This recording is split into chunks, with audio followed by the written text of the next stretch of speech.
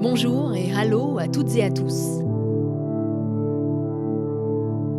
Ici Berlin. Qu'est-ce qu'il va se passer après ? C'était la question au cœur de ce podcast quand nous avons commencé il y a 8 épisodes. Après Merkel, bien sûr, la chancelière s'en va, elle qui était une constante des 16 dernières années en Allemagne, dans le monde et pour la France aussi. Vive l'amitié franco-allemande. En partant, Barack Obama l'avait adoubé leader du monde libre. Mais alors que Merkel prend sa retraite, il est vertigineux de voir que les questions internationales ne jouent absolument aucun rôle dans la campagne électorale, comme si finalement cela n'avait aucune importance pour les Allemands comme pour les candidats. L'Allemagne dans sa bulle, vrai ou faux, on décortique tout ça maintenant. Bienvenue, vous écoutez le podcast avec un K comme à la fin de Außenpolitik, politique étrangère, et il en sera question dans ce nouvel épisode, car le départ de Merkel nous concerne tous, bien au-delà des frontières de son pays. Ses partenaires, proches ou lointains, ses adversaires, directs ou indirects, devront bientôt composer avec une nouvelle donne. Premier arrêt, l'Europe, avec Stefan Seidendorf, le directeur adjoint de l'Institut franco-allemand. Bonjour. Bonjour, allô Hélène. On fait les comptes, Stéphane. Angela Merkel a travaillé avec 4 présidents français, 5 premiers ministres britanniques, 3 présidents de la Commission européenne et elle a sans doute épuisé un nombre incalculable de conseillers et de journalistes, d'ailleurs aussi, lors des sommets interminables à Bruxelles. Forcément, elle va laisser un vide et c'est d'autant plus déroutant que l'on ne sait pas grand-chose sur la personne qui va lui succéder. La campagne électorale et notamment les différents débats télévisés n'ont pas permis de mettre sur la table les positions européennes des différents candidats. Effectivement, c'est le grand vide de cette campagne. Il n'y a personne qui semble s'intéresser ou alors les partis, ils ont peur de parler de l'Europe. Donc, ce n'est pas quelque chose qui clive comme en France.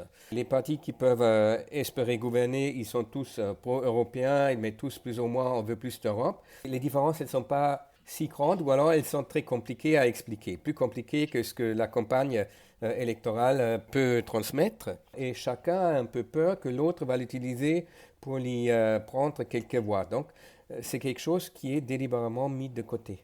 Et je pense aussi qu'il y a une partie de marge qu'on se garde pour les négociations de coalition. Et je crains que les frais, ça pourrait être l'Europe qui les paye à la fin.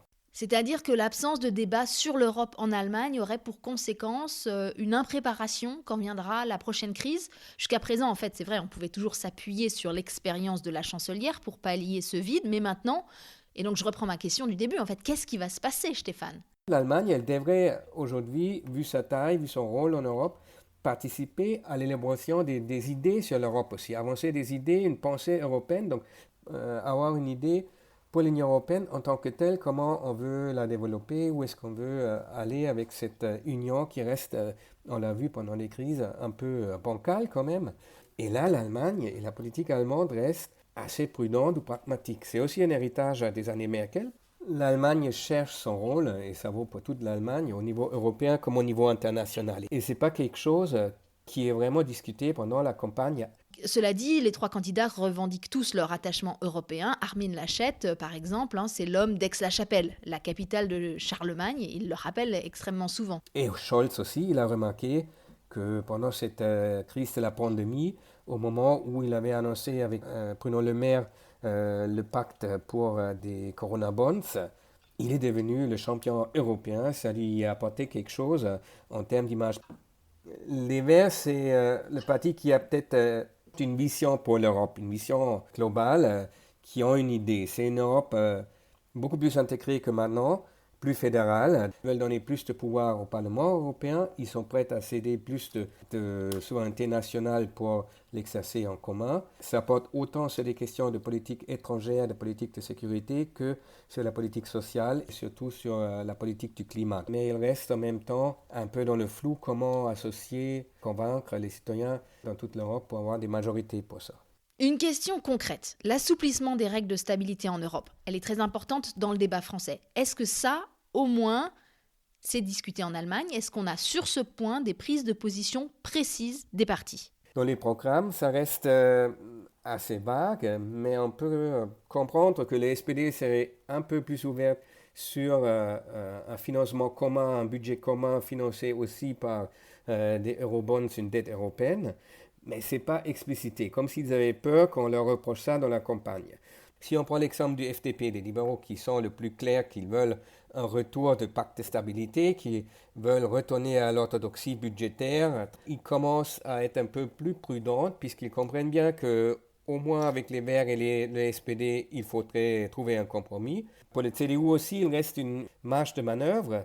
Le CDU, il est plus explicite sur la nécessité d'avoir des finances saines, un budget sain, sans tout à fait être orthodoxe et extrême comme dans le passé. Merci beaucoup Stéphane pour ces analyses.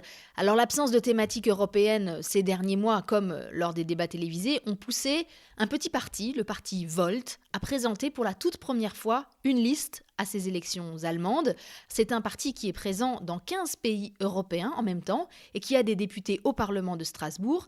Pour ces législatives allemandes, il a même des candidats pour quelques mandats directs. Comme ici à Berlin, où l'on voit beaucoup leurs affiches, mais où leur campagne décolle assez peu. Écoutez le reportage de David Philippot. Le choc du Brexit, l'élection de Trump, c'est ce qui a décidé Valérie Sternberg à participer à la création du parti Volt, dont la couleur dans cette campagne n'est pas le bleu Europe, mais le violet. Parce que le bleu a déjà été choisi par l'AfD, c'était la dernière couleur disponible. Sur ces affiches de campagne, Volt appelle à s'inspirer des réussites européennes, de l'économie circulaire à Amsterdam ou du système scolaire en Finlande. Une des opportunités que l'Europe offre, c'est une incroyable richesse d'idées, car nous avons partout sur le continent essayé des politiques très différentes, et regarder ce qui a fonctionné devrait être notre ambition. La candidate a la conviction que les défis de notre époque, transnationaux comme le climat, les migrations, le numérique, n'ont pas la place qu'ils méritent dans la campagne. Je ne comprends pas du tout. Peut-être que c'est un cercle vicieux, peut-être que les populations ne s'y intéressent pas assez parce que les politiques n'expliquent pas assez à quel point l'Europe est importante. Et surtout, les programmes des principaux partis, ils sont un peu comme ceux des années 70. Ce sont en fait des vieilles solutions proposées pour des problèmes actuels. Et j'ai un peu l'impression que les candidats réfléchissent trop comme des provinciaux. Mais même dans le centre de Berlin, ville cosmopolite et ouverte sur le monde, son enthousiasme pro-européen est douché par le scepticisme des clients du marché bio de la gare du Nord. Qu'on ne parle pas d'Europe, ce n'est pas si mal, parce qu'il s'agit avant tout de trouver des solutions pour l'Allemagne et de renforcer aussi la politique intérieure. Je pense que les thèmes de politique intérieure sont plus importants parce que c'est ici que les gens veulent être heureux, dans leur pays. Et c'est ici qu'ils veulent que les choses soient régulées, soient améliorées ou qu'il y ait des changements, avant de regarder vers l'extérieur. Je trouve que c'est triste. Autour des discussions sur l'Afghanistan, on a quand même réussi à discerner les positions des partis et des candidats, mais je trouve que c'est trop peu.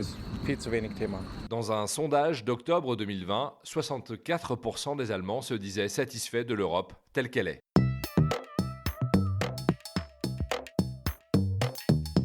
On continue notre voyage et pour parler maintenant de la politique de défense et de sécurité de l'Allemagne en général, je retrouve Claudia Major. Je dirige l'unité politique de sécurité et internationale au sein de la SVP. C'est un think tank à Berlin. Bonjour Claudia. J'ai dit qu'on n'avait pas parlé d'Europe dans les débats télé. Et par contre, le tout premier triel, début septembre, a réservé une énorme surprise. On a commencé cette discussion avec l'Afghanistan. C'était un moment intéressant parce que pour la première fois, un débat télévisé a été ouvert sur les questions de politique étrangère. Mais en même temps, je pense qu'il ne faut pas se leurrer, ça ne jouera pas un rôle décisif. Et je ne pense pas que l'expérience de l'Afghanistan va profondément changer la politique étrangère, sécurité et défense de l'Allemagne. Et pourquoi ? L'expérience de l'Afghanistan nous a donné beaucoup de leçons, mais des leçons qu'on connaissait déjà avant, que l'Europe, politiquement, n'est pas très unie, que l'Europe, militairement, n'est pas très forte, mais plutôt faible. L'Afghanistan nous a montré aussi que les États-Unis, notre allié le plus important, a des priorités ailleurs, surtout dans la compétition systémique avec la Chine. On peut interpréter l'Afghanistan ou la retraite désastreuse de l'Afghanistan aussi comme une crise de compétences de l'administration américaine. Et on pourrait même dire que l'alliance qui a été annoncée il y a quelques jours entre l'Australie, les États-Unis et la Grande-Bretagne, l'AUKUS, que cette alliance aussi a été gérée d'une manière très surprenante. Donc derrière se cache un peu la question. Les États-Unis mettent l'accent sur la Chine, mais est-ce qu'ils sont compétents pour gérer des dossiers complexes ? Est-ce qu'ils ne se mettent pas à dos des alliés importants, l'Europe, la France, l'Allemagne, dans ces cas-là ? Donc ça, il y a quand même beaucoup de questions, mais encore une fois, je ne pense pas que ça soit un moment clé pour changer la politique étrangère de l'Allemagne. Elle restera frileuse et réticente pour s'engager.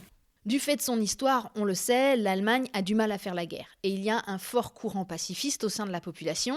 Ça a souvent empêché les partis, mais aussi la société, l'opinion publique, de mener une discussion sereine sur la question des interventions militaires. Aussi parce qu'on se pose des questions sur les engagements militaires des dernières années, que ce soit l'Afghanistan, la Libye, la Syrie, en quelque sorte, l'Irak, où il y a quand même beaucoup de questions à se poser sur le succès des telles opérations. Il faut dire aussi que par rapport à ses voisins européens, l'Allemagne a été assez peu victime de l'islamisme. Un seul grand attentat ces dernières années au marché de Noël de Berlin en 2016. Ce sentiment peut-être d'être un peu protégé, d'être épargné, est-ce que ça joue un rôle ? La population allemande n'a pas peur d'une menace militaire. Elle craint l'insécurité économique, le changement climatique, mais elle ne sent pas menacée par une attaque militaire. Et ça, c'est très important à comprendre. Quand on compare la perception des risques et des menaces dans les pays baltes, en Allemagne ou en France, on sent très, très clairement que la grande partie de la population allemande ne se sent pas menacée militairement. Et ça explique aussi pourquoi en grande partie, jusqu'à maintenant, les engagements militaires sont portés par des considérations de solidarité. On soutient la France au Mali, on aide les Polonais, les pays baltes contre la Russie, mais pas vraiment parce que l'Allemagne se sent menacée. En mai 2017, au cours d'un déplacement un peu anecdotique en Bavière, faut bien le dire, elle avait une chope de bière à la main, Merkel a tenu un discours qui a fait date. Elle a vraiment exhorté les Européens à prendre en main leur propre défense. Il est fini le temps où nous pouvions pleinement compter sur les autres. Nous autres Européens, nous devons vraiment prendre en main notre destin et nous battre seuls pour notre avenir. Qu'est-ce qui reste de ce moment-là, Claudia Mayor ? Y a-t-il une discussion autour de la question de la défense européenne ici en Allemagne ? Le débat sur la souveraineté européenne ou l'autonomie stratégique de l'Europe, c'est tous des mots différents en fait pour parler d'une capacité d'agir de l'Europe, pour que l'Europe soit capable de faire plus elle-même et ne pas toujours attendre que les États-Unis la sauvent quelque part. Ce débat en Europe est un débat très français. Donc quand on pose la question défense, la question existentielle, qui va me protéger en cas d'attaque, la plupart des pays en Europe vont dire c'est l'OTAN, à cause des États-Unis, leur pouvoir politique, leur pouvoir conventionnel, leur pouvoir nucléaire.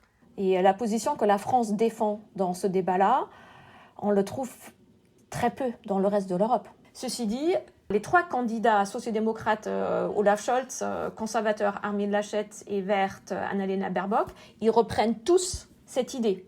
Mais l'idée allemande derrière la capacité d'agir de l'Europe ou de la souveraineté européenne, c'est de dire, quand on regarde que notre allié le plus important qui assure la défense militaire, c'est l'allié américain, si on voit qu'il se dirige plus vers la Chine, que nous, on n'est plus une priorité dans le débat américain, alors il faut être capable de faire plus parce que les Américains s'intéressent de moins en moins à l'Europe. Et si on fait plus, si on a des forces armées qui sont plus capables de faire quelque chose, on est un partenaire plus attractif, plus intéressant. Donc c'est très important de comprendre que pour les Allemands, ce débat-là n'est pas dirigé contre les États-Unis, mais en quelque sorte se présenter comme le meilleur partenaire avec les États-Unis. Alors ça, c'est vraiment important. Ce n'est pas dirigé contre les États-Unis. Est-ce que les années Merkel ont été 16 années d'occasions manquées dans ce domaine ? En même temps, il faut reconnaître que la politique de la défense de l'Allemagne a beaucoup changé depuis 2014.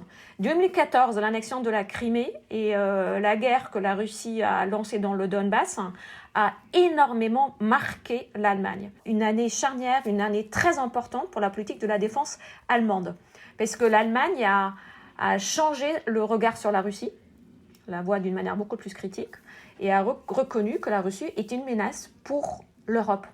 Et les conséquences étaient multiples. On a augmenté le budget de la défense 2013, on était à 33 milliards. Là, on est à presque 50. C'est énorme, même si ce n'est pas les 2% promis à l'OTAN. L'Allemagne est beaucoup plus engagée politiquement au sein de l'OTAN, très engagée au sein de l'Union européenne, par exemple une des architectes des sanctions contre la Russie. Elle s'est aussi engagée dans d'autres opérations, par exemple armer les Peshmerga dans l'Irak. L'Allemagne est une des nations cadres dans les pays baltes, au sein de l'OTAN, à la tête d'une unité multilatérale. Donc il y a une politique de défense plus engagée. Bien sûr, on peut dire en grande partie c'est réactif, en grande partie c'est par solidarité envers nos partenaires les plus proches, les États-Unis, l'OTAN, la France.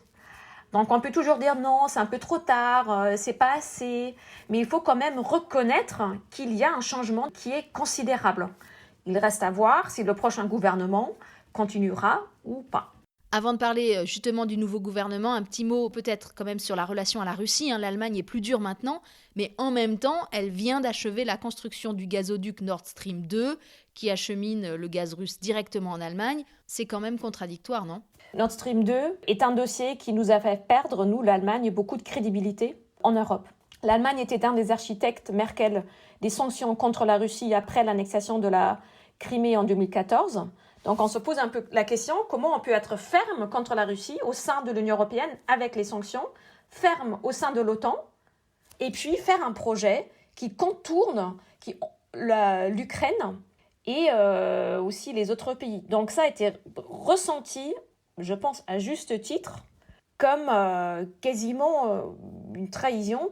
Moi, personnellement, je trouve que c'était une décision qui a nui énormément à l'Allemagne dans le débat géostratégique en Europe. Alors, le prochain gouvernement, on ne sait pas qui le mènera, ni quels partis le composeront. Quelles sont les positions de politique internationale défendues par les uns ou les autres pendant cette campagne ? Il faut reconnaître que ça ne compte pas. Et ça veut dire aussi, quand on regardera les possibilités de coalition, les questions de politique, sécurité, défense ne feront pas obstacle. Ce n'est pas un sujet qui fait ou défait une coalition. Alors, quand on regarde un peu les sujets importants, c'était des questions nucléaires. Est-ce qu'on est pour ou contre un rôle de l'Allemagne dans ce qu'on appelle le partage nucléaire ? Donc, l'Allemagne participe activement au sein de l'OTAN dans les questions nucléaires. Les questions de dépenses de défense. Est-ce qu'on est pour les 2% ou est-ce qu'on est contre ? Est-ce qu'on est plus strict contre la Russie ou un peu moins ? Sur la Chine, les relations transatlantiques. Toutes ces questions-là, on voit à peu près une séparation entre les chrétiens démocrates et les autres qui sont plus critiques vers les questions nucléaires, plus stricts sur les questions d'exportation d'armement, plus stricts aussi sur la Chine. On parle souvent des Verts quand on parle des questions de défense, parce qu'il y a comme une petite peur, si les Verts entrent dans le gouvernement, il y aura une révolution verte dans les questions de défense et tout va changer. Et ce qu'il faut reconnaître d'abord, c'est qu'il y aura un gouvernement de coalition. Alors, on ne peut pas mettre en œuvre son programme 100%, il faut trouver un compromis. Une fois un gouvernement formé, les ministères en question, affaires étrangères, défense, coopération, développement, finances, seront dirigés par des partis différents. Donc ça veut dire même si les Verts entrent dans le gouvernement, ils ne pourraient pas mettre en 100% en œuvre leur programme. Ni les conservateurs, ni les sociodémocrates. Quoi qu'il arrive, les premiers mois vont être durs pour la nouvelle coalition, qui doit trouver son chemin, mais durs surtout pour nos partenaires. Ces trois partis n'auront jamais coopéré au niveau fédéral allemand. Donc ça sera un processus, à mon avis, d'apprentissage assez dur pour nous, l'Allemagne, mais aussi pour nos partenaires. Merci beaucoup Claudia Mayor pour ce tour d'horizon très complet. Voilà, en fait, on revient toujours sur le même problème. Il faut attendre les élections et surtout les discussions qui s'ouvriront juste après les résultats.